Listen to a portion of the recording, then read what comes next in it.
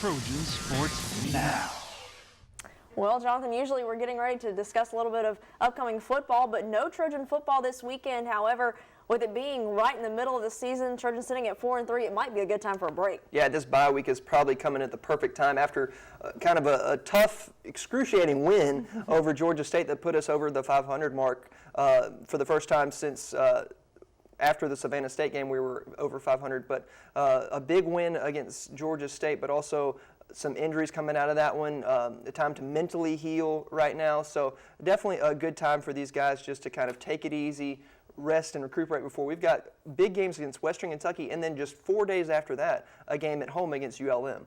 Well, it is going to be a tough stretch down for the second half of the schedule with all those conference games, and it's really going to determine the conference title hunt as well. You're exactly right, and we've got some conference games. We played well at home this year. We are 2-0, 3-0 at home, and we've got a chance to make it 5-0 with games against ULM and then Texas State. So we can win those two games. We're bowl eligible. So this week is going to be a big one for the players. Well, it's not just we who think that it's going to be a big week. Quarterback Corey Robinson also said that this bye week is coming at a great time.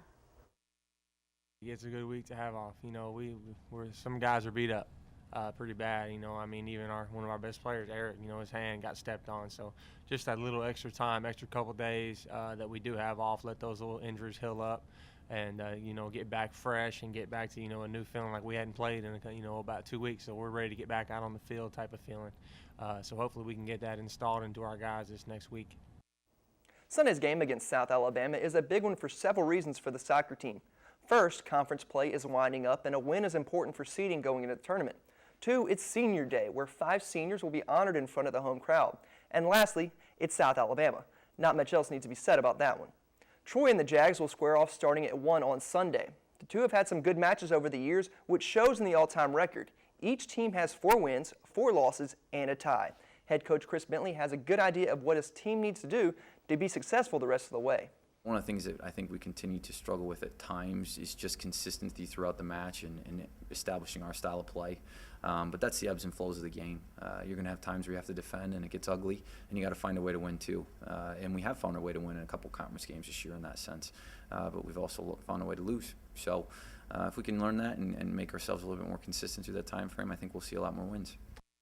And next Thursday, Troy will play its final home game as it welcomes in Louisiana Monroe to the Troy Soccer Complex. That match begins at 3.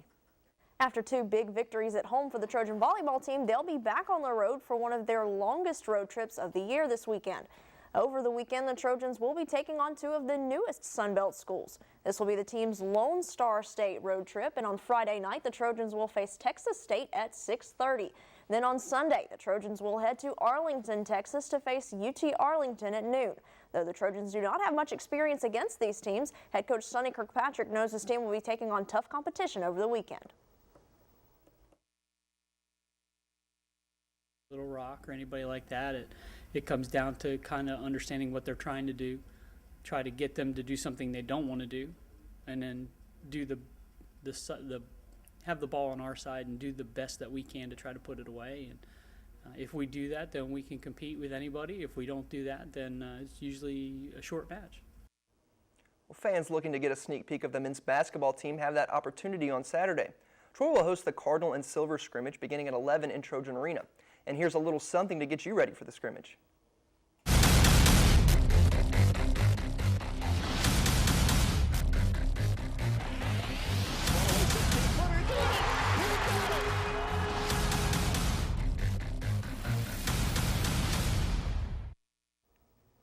This weekend, the cross-country team will be on the road competing on Friday at the Crimson Classic in Tuscaloosa.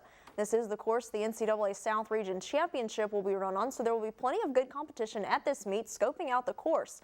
Head coach Jeff Jenkins also believes this is a good opportunity for his team to gear up for the conference championship. The 8 that are racing this weekend are probably going to be the 8 that are racing at the conference championships, but it's a good opportunity for us to make a statement to those other teams in the Sun Belt who may be in this race this weekend to say, hey, we're coming, we're here.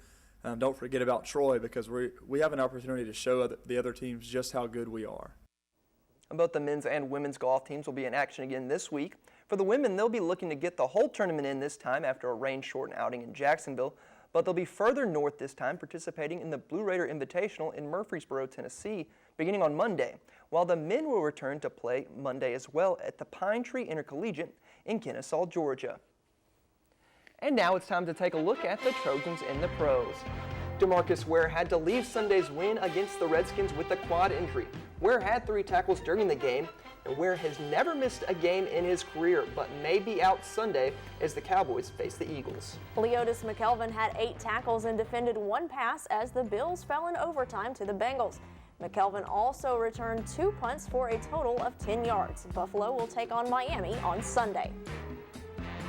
Well, and that's all the time we have for Trojan Sports Now. You can watch us online at the Troy University YouTube page to catch anything you missed. For Jonathan Sellers, I'm Danielle Percival. Thanks for watching, and as always, go Trojans.